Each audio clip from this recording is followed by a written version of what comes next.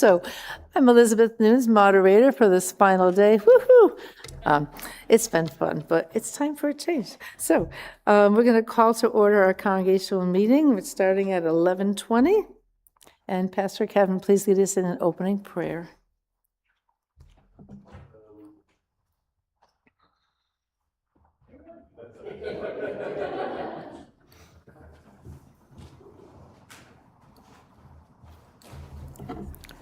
If you'll join me in prayer. Holy One, we gather together knowing that we can gather for worship and also gather for work, to be your church in this time and this place. We ask you to guide us in our thinking, our being, and our doing. We call upon you to open us to your will in this time and this place as we seek to be your church. Seek to be your church of welcoming, of love, of care for the other in our business, in our worship, in our communal life together. In Jesus' name we pray. Amen. Thank you. Next, we have determination of quorum. Can you please raise your hands if you are a member and keep them raised?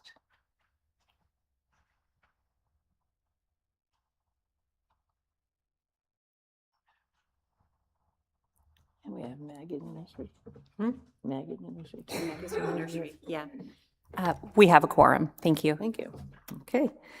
Next, you have the congregational packet. If you're joining us streaming, thank you for coming back on. If you did not get the message before, there was an email sent. If you get the Friday email, and there was an updated one sent yesterday, so look for the corrected congregational packet, and you can open that at home and follow along. Meeting agreements, these are in here. I'm not going to read through all of these. Just know we appreciate us being able to honor the agenda, stay focused, and streamline the meeting.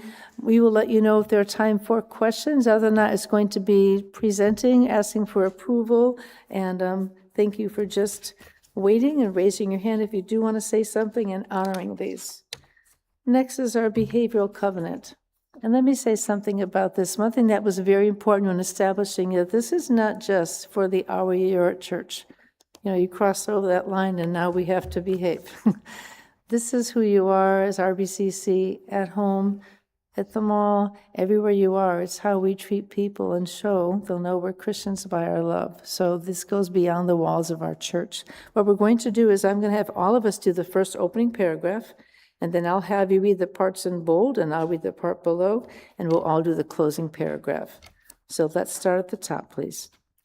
We, the members of Richmond Beach Congregational Church, United Church of Christ, are thankful for the blessings of this church and this community. We acknowledge our imperfections and seek to follow Jesus and others on the journey in their ways of love and inclusion in and for our community.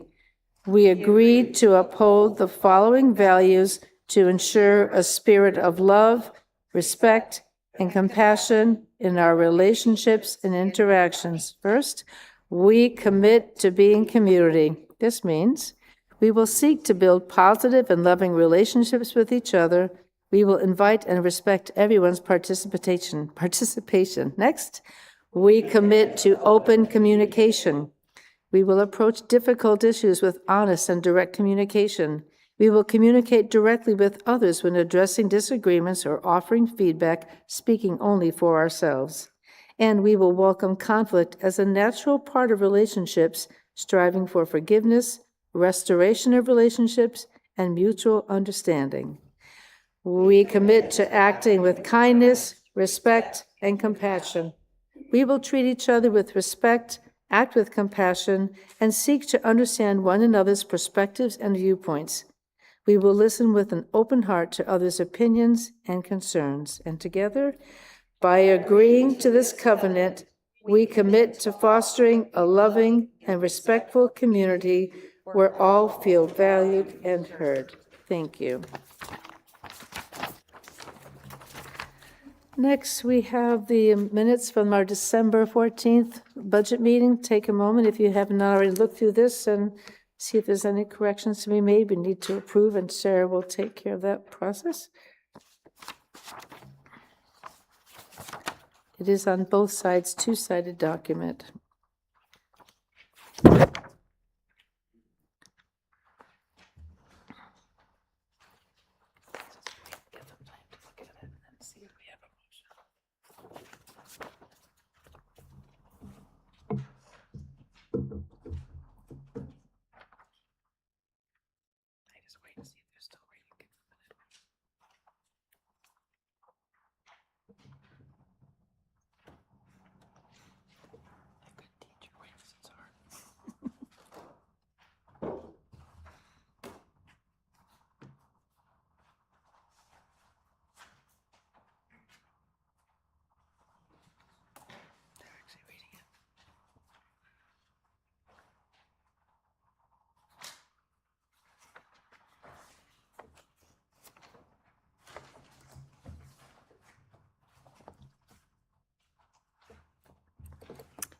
Do we have a motion to approve the minutes as written?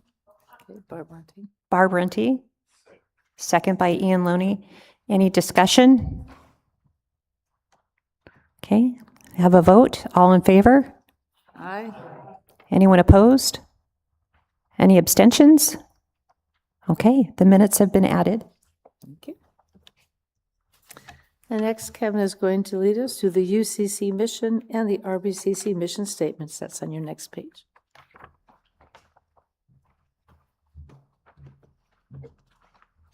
I'm going to invite you to find the page in your meeting packet that looks like this, with the UCC mission statement and the RBCC mission statement, and we're going to read together.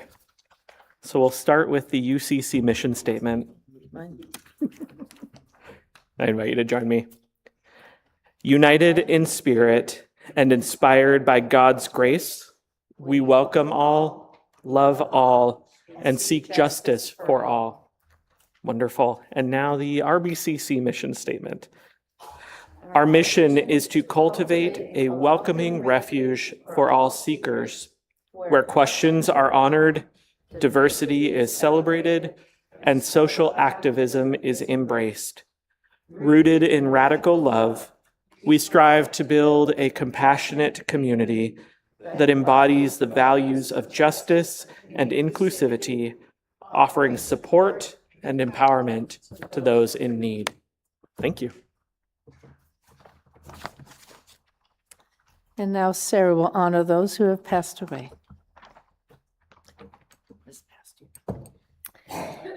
We lift up the memory of our members who have passed away this year. Jan Kinnear, Sally Bukowski, and Christina Quinn. We are thankful for their presence as part of our church family.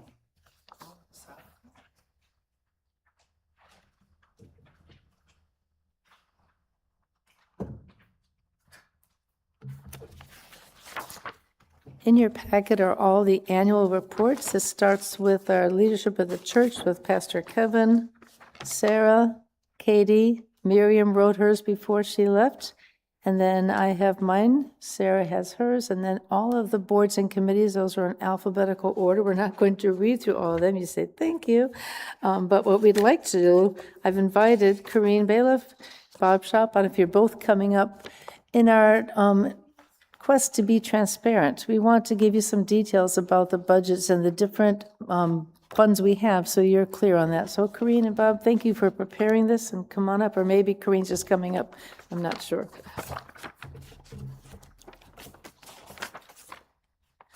So if you look past, the last annual report is the worship board. The page right after the worship board, you'll see the, I'm sorry, yeah, after worship board is the, I'm kidding.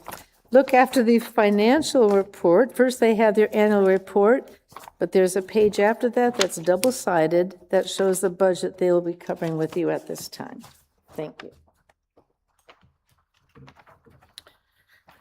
Hi, so most of you know Corrine Bailiff, currently treasurer, looking for a replacement. Anybody who's interested, let me know. spent a pretty busy year trying to bring our system up to date with our current bookkeeping system, and I'm happy to report that that was accomplished, and we have now regular monthly reports, we've got reconciliations, we've got checks and balances, we've got payroll cleaned up.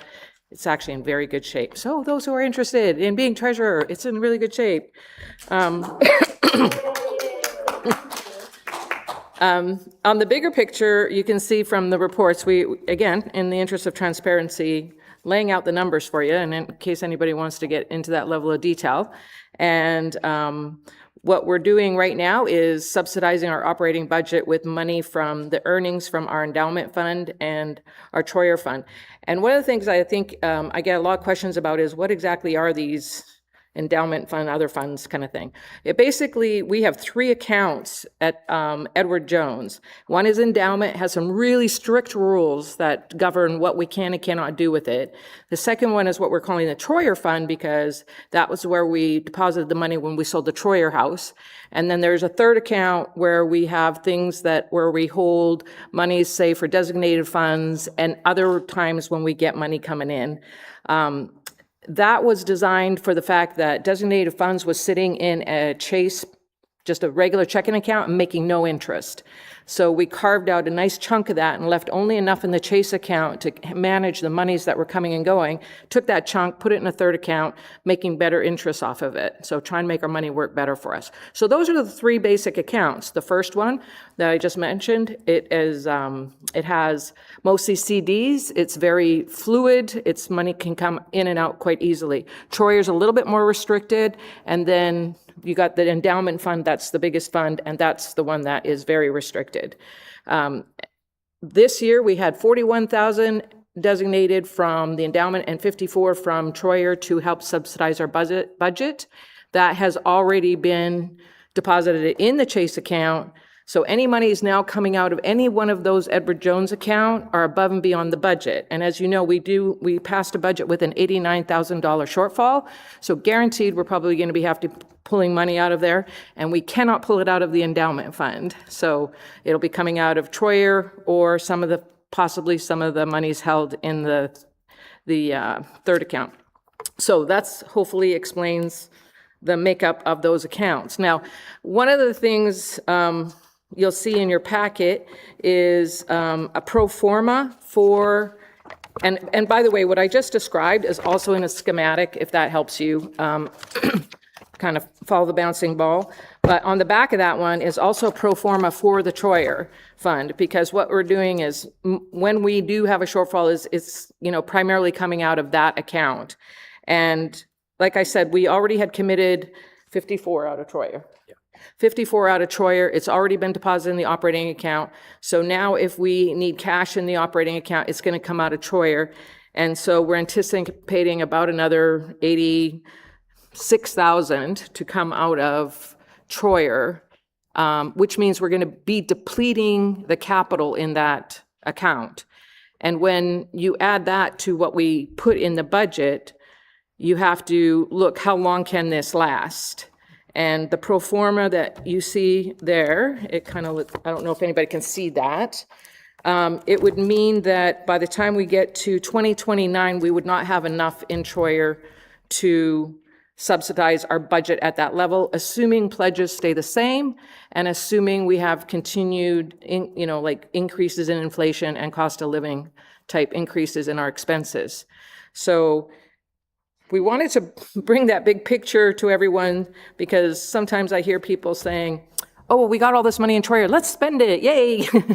Well, that's tempting. As long as it's the reserve account that's being used to subsidize our operating funds, that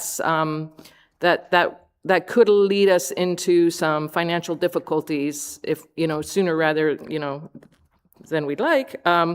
So one of the things I encourage you all to think about when you're doing your pledges is that there is inflation out there, and more than ever these days. And so when you're pledging, please consider that perhaps you might want to increase your pledge, taking into account those increased costs that we are facing here as a church. So if anybody has any questions, me and Bob will do our best to try to answer. Do you want to say something, Bob? Yes. I'd also like to take a moment to make a statement of thanks. I'd like to thank Corrine as our treasurer for stepping up, and she had quite a job on her hands in making the transition, and particularly from QuickBooks Desktop to QuickBooks Online. There were some problems we had to resolve. She did it in a fantastic manner, took care of it, got it out of the way. She's been working with the finance group on getting the recommendations from the Battershell and Nichols audit. We're getting those incorporated in our documentation, and she's been leading us on that. So that's been a fantastic experience. We'd also like to thank Mimi Hudson for her work with designated funds. She pays that money, she gets it in, she keeps track of it, she pays it out. The fact that you don't hear any problems or anything just tells you that Mimi's on top of it and taking care of it. She'll probably make a fantastic treasurer someday. And we'd also like to thank Donna Kiskadden. Donna's retiring. She's going to move away, unfortunately. We're going to miss her, but she spent 37 years on our endowment team. So she's always been there for us. She's just one of those quiet people that we can always depend upon. So we owe a great debt of thanks to all three of these people. So thank you. And one thing, if you do the simple math, 52 weeks in the year, $230,000 in the budget, it tells us that we need to bring in about $5,000 each week in pledge income. And we're starting to fall well below that. And that's not unusual. That's very common. People like to travel during the summer, they go away. So I'm just making a request. Please try to keep your pledges up to date. If you want to prepay, that's fantastic. So thank you very much. Yes.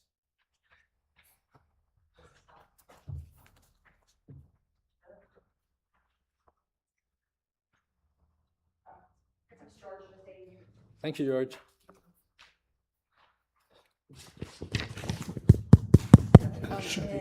Okay. I had it. Such a to-do for a question. Can you tell us what the Broadview account is and how that fits into our, it's just listed here, I don't know what it is. Is the donation from- Broadview was a fantastic gift from the church when they closed. They gave us $50,000. And council said, hey, that's wonderful. Let's do something special with that. Let's do something memorable. And so they wanted to come up with a special gift or a charity or something to support. And so, but they wanted some time to think about it. And so they set it aside. And so we have money set aside that is part of what we've earmarked within Troyer. Yeah, and the reason we put it there was it'll earn more interest in a CD than it would in a checking account at Chase. It never got to Troy. Right. In terms of cash flow, we've always had issues with cash flow. That's why I mentioned the pledge income during the summer. And so what happened was when it first came in, it was put into the operating fund checking account. It's just put into Chase. And we spent it before we even got it. And so, but we said, well, that money came in, we can still earmark money. But Don's right, before we actually got it over to Edward Jones. to Edward Jones, it already went out. But money is money, it's all fungible. So we just said, we'll earmark a value of $50,000 to be voted on by council for that. Hi. First, I'd like to say thank you to both of you for continuing the financial leadership. It's awesome to see that. Looking at the sheet, the transparency that we have, the pro forma, looking at the future, that's important. And I'd like to say that and ask that we look at reigniting the long-term planning group for the church. So we can look at what's our 5-year plan, what's a 10-year plan, what do we, things like that we had and it's kind of dwindled. So I think we need to get back to that, to look at it. So how can we match that, our visions with our finances as well? And just a heads up, our new moderator coming in, Sarah, is going to work with the endowment team, and we're going to look at UCC National, and we have programs out there to help introduce the concept of making legacy donations, which is basically putting the church in your will and specifying if there's a special part of our mission that is important to you. As you can see, if you look at the last year's minutes, we talked about people who've made church donations in their wills. The Lurches, Bob Whiteley, Pam Seord, the Ericksons, Roy and Maxine.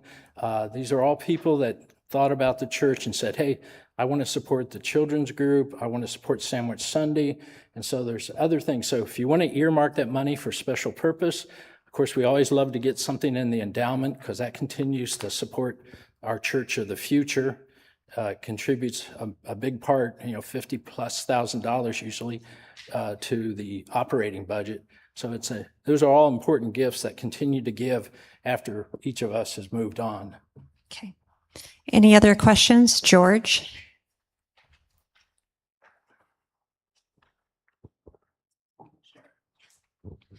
Yeah, I just want to make a reminder that we need to update our signatories. Thank you. Yes, Updated or what? signatories. Yeah. Yes, thank you. I mean, one of the reasons I put that on there was to highlight that they need to be updated. And we just recently passed a motion in council that we're going to add Pastor Kevin, to the operating account. And when we do that, we're going to clean up the signatures and remove the ones that have been just languishing out there. So that is on our list to get cleaned up real quick here. And to clarify that, we did add Pastor Kevin as a signatory with some parameters around it. And because there are things that come up on a daily basis that are small checks, small things that he's in the office, and it just makes sense. As Corrine said, if we can't trust him in the pulpit, we can't trust him with check signing. So we trust him in the pulpit and we trust him with check signing. Okay. Thank you very much. It's a big purchase, he needs a second. And if there is a big purchase, we've also made the decision that there are double signatures required. And it's not just for Pastor Kevin, it's for the church. For me too. Yeah, for Corrine, I for sign checks, and that big purchase applies to me too. So anybody who's going to sign a check is going to, for a certain number, for a large number, is going to have 2 signatures. And as a reminder, your moderator and vice moderator do not sign checks. Yep. And that actually brought up another thing that council's aware of, is that probably once a year, we need to look at all of our signatories and update them. Just like they always say, replace your batteries on your Birthday. on your birthday of your fire alarm, smoke alarm. We need to do the same thing on our signatories. Thank you, Bob and Corrine, this was great. I'm going to switch the order here.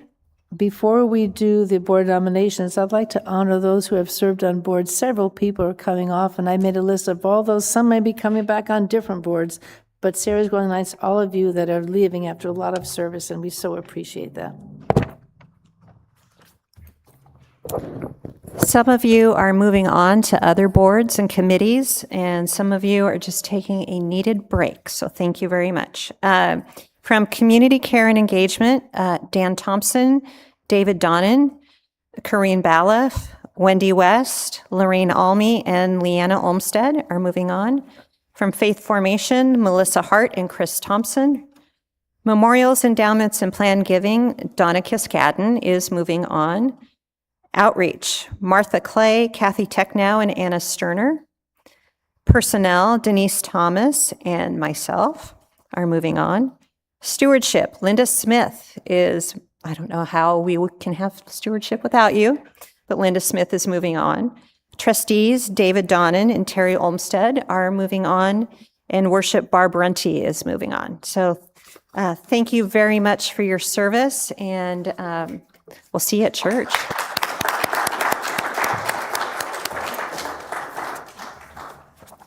Okay, now the nominations. I'll get my paper here. The last page of your packet is the list of what proposed boards and committees, sorry, we do have both, for 2026-27. Couple of notes on this. These have all been by majority. Council approved these to bring them to you today. And you don't see Kevin on these, but he, per the bylaws, is ex officio, which means by nature of his position, he's a member of all boards and committees. Lucky you.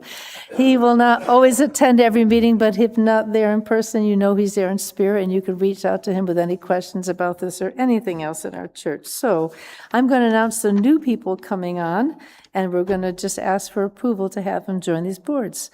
For Faith Formation, we're adding Nate Thompson. Community Care and Engagement, Paul Hudson.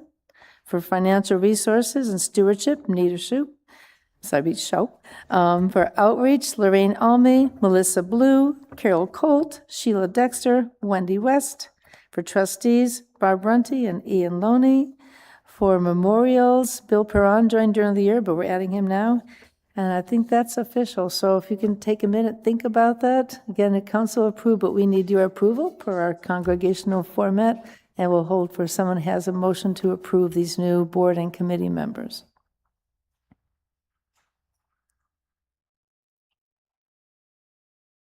Ian, do you move? You move to approve? Okay, Mark Nunes, okay. Ian Loney moved to approve the new members. Mark Nunes seconded it.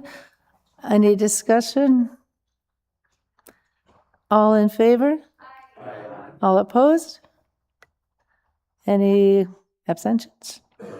Okay, the motion approved. Welcome our new members of our boards and committees. Let me speak a moment about the treasurer as well. If you are interested, and Corinne was serious, we have a bookkeeper, Courtney Day, who's great. The timesheets are done, everyone's filling them out. So much has been put into place that it will be with support. And Corinne, even though she's extended already beyond the first year, is willing to stay through the end of this fiscal year in December, and she's always around to help get people on board.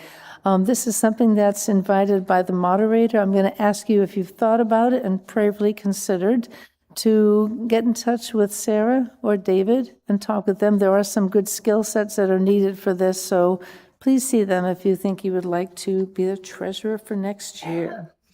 I think that's it. Hold on just a moment. Personnel board. Oh, I'm sorry. Thank you. Sorry, I didn't note. Personnel, we need at least one other member for the personnel committee. It's a very important committee that supports our staff, reports directly to church council. Right now, it's just 3 people, Angela, Elaine, and David, by the nature of being vice moderator. So if you'd like to join that. And I think that's it. Okay. I got to get my bag, passing the bag out. Go.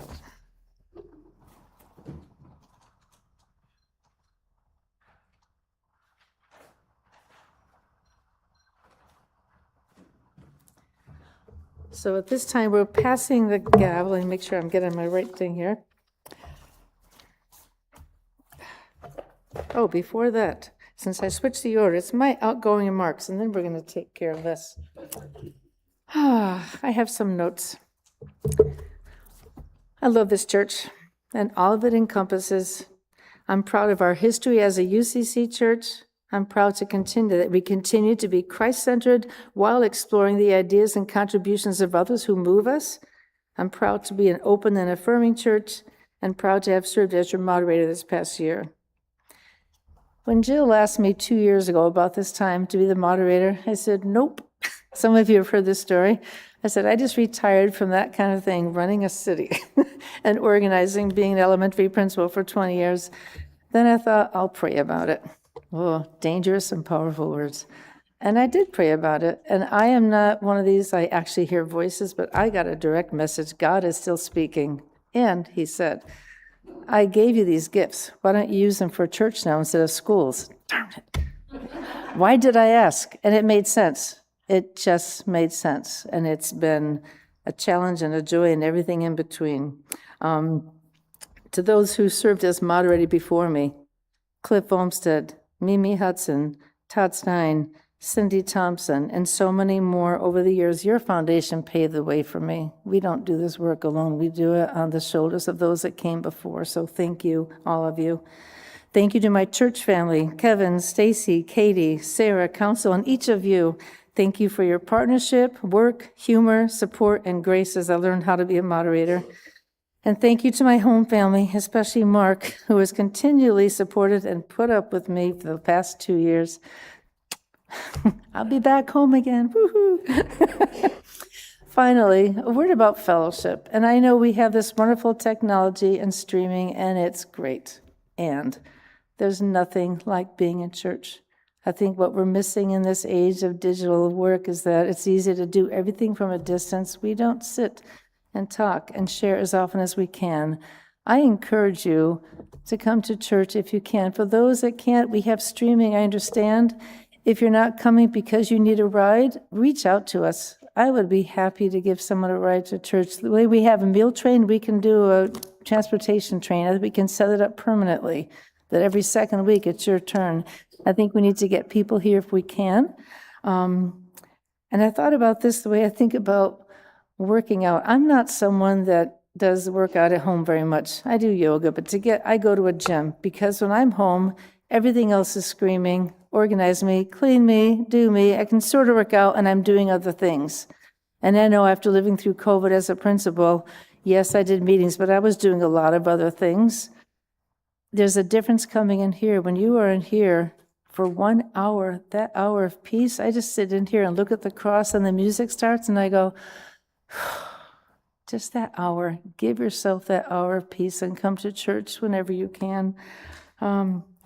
And moving on, Sarah, my goodness, Angela, thank you. She was on search committee and I was looking for a new vice moderator. She said, have you thought about Sarah Stein? She's amazing. She listens well, better than I do. That's pretty easy.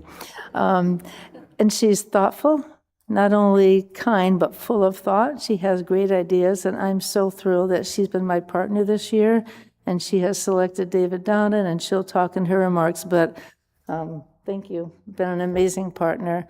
So thank you all. I'm not going away. I came back after years away and walked into this sanctuary and went, it's just kind of as it was. It's very different, very fewer people, but that same core of people that love this church and serve the church are not going away, and neither am I. So thank you for supporting me, and I'll be around.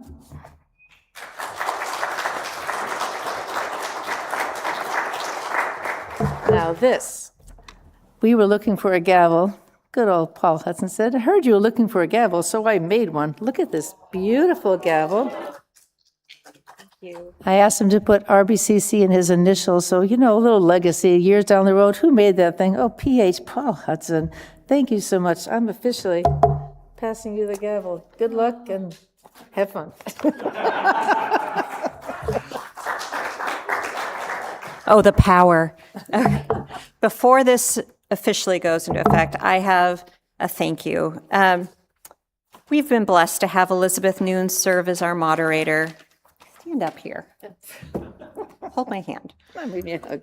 She's led the church and the council with deep professionalism and constant positivity.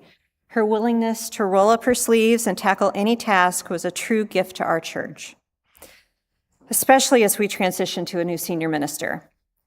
Personally, I have been amazed by her energy and openness to new ideas. She treated me as a true partner, mentoring me closely during my term as vice moderator. Elizabeth was exactly the leader we needed at the exact time we needed her. I'm thankful that she will continue by serving as an at-large member of her council. She'll be focusing on membership and other vital church projects. Thank you for your hard work this year. You are awesome. Thank you. And this handsome guy is bringing up flowers. There you go. Thank you. You're welcome.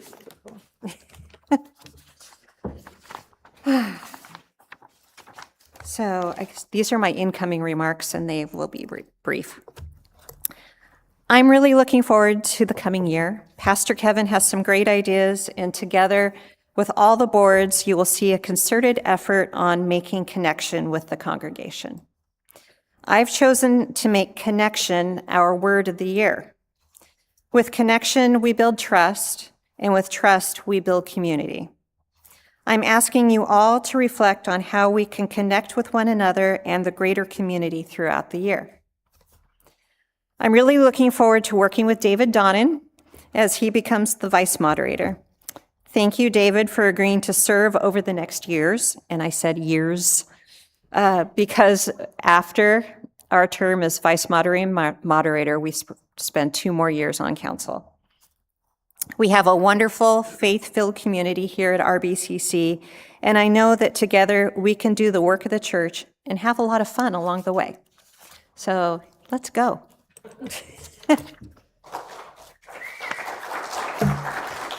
And David, it's your turn. Oh. I missed one thing with the boards and committees. Actually, our clerk, David, is coming off, and thank you for being a clerk all these minutes he's taken all the years. That is not a fun job. Both the treasurer and clerk are invited. Both the treasurer and clerk are invited by the moderator, and I invited, and he accepted. Cliff Olmsted will be our next clerk. I said, since you're going to be here at large anyway, come take notes for us. So can I just have all approved to Cliff to be our clerk next year? Aye. Any opposed? There we go. Didn't make a motion, but we're going with it. Go for it. Thank you. I'm looking very much forward to serving the church in this capacity again. I did it once before, many, many moons ago, but it's long enough in the past that I forgot. So therefore, I'm silly enough to accept again. But looking forward to serving. If there's anything I can do for you to make your experience here better, I'm here somewhere. So looking forward to working with you all, and Sarah as well. All right, at this time we'll call for adjournment. Look at that. 11:20, we are closing the meeting at 11:57. Kevin, can you please close us in prayer? Oh, and there is cake afterwards. There is cake. We didn't want to bring cake into the church, but we're so early. Come eat cake. Come on up. Pardon?